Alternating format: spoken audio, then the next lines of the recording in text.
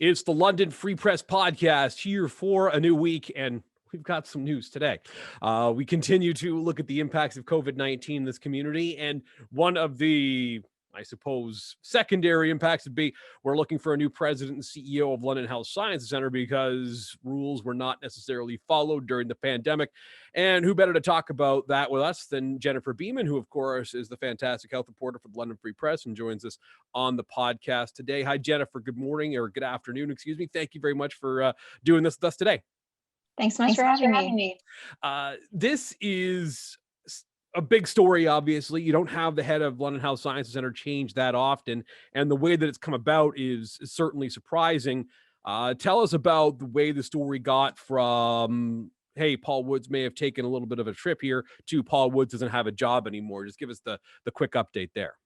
Yeah, so last week I asked the hospital, I said, hey, these 6 executives, did they travel? This was Thursday afternoon. On Friday, of course, they came out with that statement saying Paul Woods had 5 times traveled to the US by car since March 2020, right at the height of the first wave.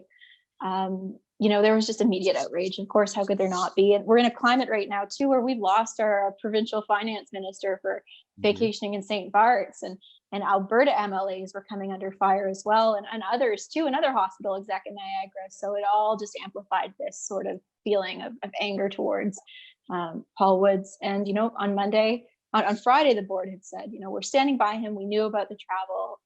We got this. We're standing by Woods. On Monday morning, though, certainly they pulled the plug on it 3 years into his 5-year term. They had to. I think they had to. I think the statement from Friday was bizarre. For them to say, oh, we're standing by this person's leadership, knowing full well what had happened with with Rod Phillips, knowing full well what had happened with some of these MLAs in Alberta, knowing full well what had happened with Nikki Ashton, what had happened with basically Paul Woods equivalent in the Niagara region. To say that they're standing by this person who had traveled this many times, well, at the very same time, and you wrote the story up on lfpress.com, basically putting the employees, the frontline employees of London Health Sciences Centre on blast for not following the rules of the pandemic. I don't see how anyone could have thought that Paul Woods was going to stick around based on all of the factors we just talked about. I mean, I kind of figured on Friday afternoon it was, a when, not if, for the reasons that you mentioned. There's just so much. There's such a focus on leaders and leaders' behavior right now. This didn't exist even 2 or 3 months ago. We weren't really caring about what our politicians did in their free time, but we're having a moment right now where this is that thing. And, I think that Michelle Rempel is a good example. Last summer, it came to light that she was spending time in Oklahoma with her husband, but she's still an MP, but she also came clean way back when in the summer when it wasn't as much of a problem. And I think that maybe if Paul Woods had said, hey, by the way, this is something I'm doing. My life is cross-border. That might have been different, but certainly now, no, there was really no way of coming back from this one. To me, the Rubicon as far as how the public feels about travel was Christmas, when everyone was asked for Christmas, hey, please stay home. Hey, please stay to your own household. That's not what we're used to doing for Christmas. So because everyone was essentially either staying home or thinking they should stay home, once they found out that public health officials or political officials weren't doing that, I think that's when that laissez-faire attitude towards travel change was when it surrounded the Christmas season. 100%. And I mean, at that hospital too, there's 15,000 employees. It's a very big place, big employer. They've had a lot of hurdles this year as far as management employee relationships go. Everything from the PPE in the spring, that was a real concern, and kind of concerns about, do we have enough? They're rationing it. And then there was the pandemic pay thing where they were forcing some people that they gave the pandemic pay in error to pay it back. And then in the fall, there was the scolding thing about, you people need to follow the rules while you're on the job, wear your masks in break rooms. And so there was already a bit of tension there. And so it's no surprise that the response from LHST employees and unions was as fast and as harsh as it was. Well, Randy Richmond wrote that story up on lfpress.com, and it's linked in the piece you wrote about this. But they basically had 3,000 people sign a petition overnight demanding this man's resignation. Like that, it was that quick. So when you have the public so firmly behind that option in this time, just the board had no choice. The board had no choice but getting this guy out of there. And I'm surprised, honestly, it took as long as it did. one thing we're missing right now is to hear from the actual board. We have two Yeah. statements from them, one on Friday and one on Monday. And I mean, I'm really quite disappointed in that, because I think that the board owes the public a discussion about kind of, how they arrived at their conclusion, when they found out, the dates he left. Like, I mean, not to dig too deeply into his personal life, but certainly we need to understand their thinking and over, less than 72 hours from going from we're cool guys to he's out of there. Yeah, that's a very good question.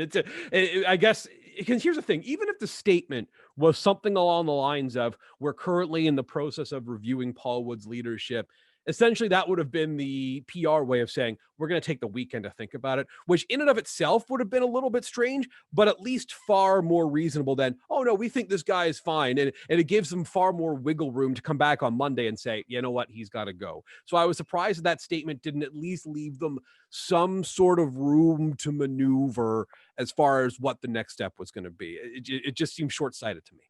Well, I was speaking from an expert from Ivy Business School today who said exactly the same thing. He said they didn't leave themselves a lot of room. The way this situation is being handled, with the refusal to kind of talk through what their thoughts were, really kind of could hurt the credibility of the board itself. We've got a hospital, largest in the region, without a CEO. They're going to name a new one in a couple days. I think we could probably guess who it's going to be. There's a COO, Neil Johnson, who acted as the acting chief executive in the spring when Paul Woods was ill. But again, it's just, this is a really critical time. We're hearing it from all levels of government. Tomorrow, Tuesday, Doug Ford's expected to slap Ontario with even more restrictions. And yet we've got this whole kind of festering little problem at this really major hospital. Yeah, I find the whole thing to be, sadly, it's just a failure of leadership. And look, you're the health report, London Free Press. I've hosted a talk show in this community. I find that it's not exactly the easiest organization to deal with from a communications perspective sometimes. Would you agree with that? Certainly. They've got a lot of things on their plate right now. They're fighting the pandemic on a lot of different fronts. I certainly understand that. And of course, there are patient privacy and personnel issues, and those are very important and sacred, but I really feel like they owe Londoners kind of an explanation on how this happened. When the board recruited Woods back in 2017, he took the position in 2018, January. They knew his cross-border connections. Like, they knew he had family over in the States, and they knew that was going to be a thing. It sounds to me like he continued to do his cross-border thing through the pandemic. And, I just think it bears questioning about kind of how they knew and when they knew. Yeah, I think that's quite reasonable. I hope we get some answers. The news release that came out today essentially said we're not going to comment on this anymore, which I think is quite frankly unacceptable for a publicly funded board in this province at this time to be saying to us. It's not okay. Well, and what he'll be leaving with, I mean, let's be honest here. Yeah.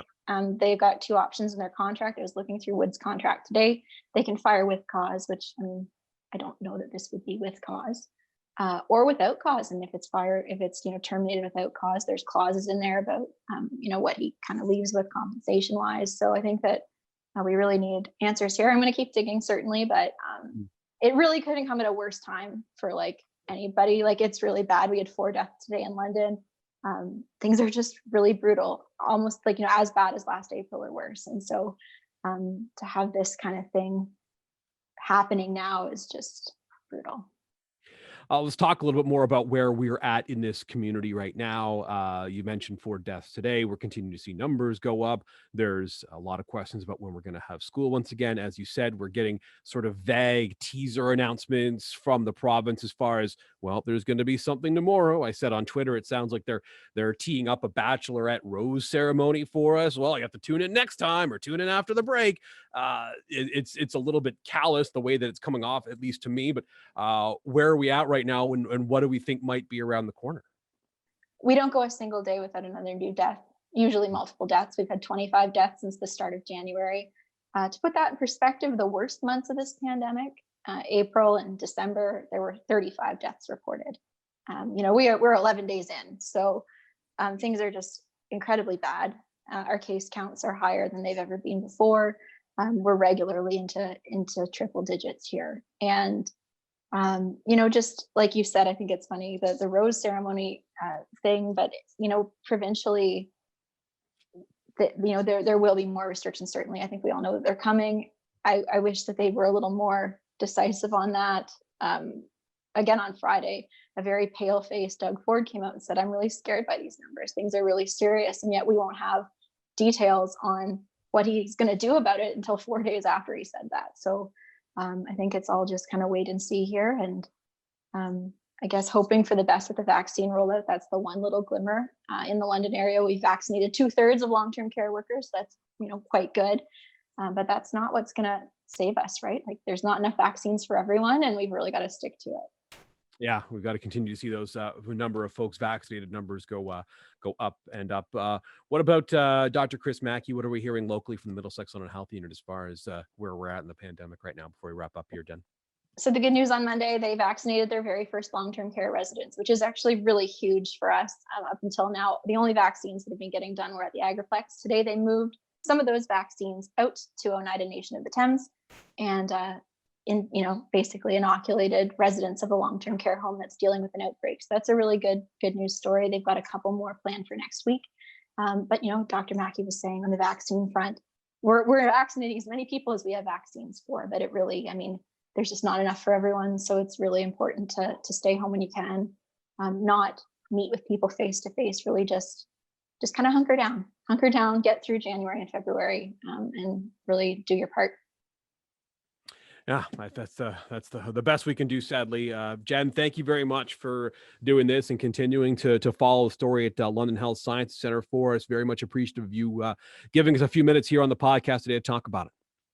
No problem. Thanks so much.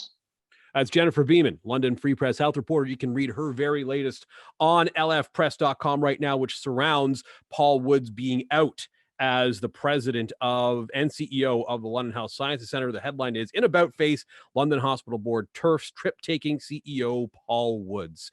So go to lfpress.com to read that right now. And please subscribe to this podcast. You can do that on Spotify. You can do that on Stitcher, do it on Apple Podcasts or Google Podcasts. Plus, you can find us on YouTube and at the aforementioned lfpress.com. I am Craig Needles. I am your host. We'll talk to you next time on the London Free Press podcast. Thanks for listening today.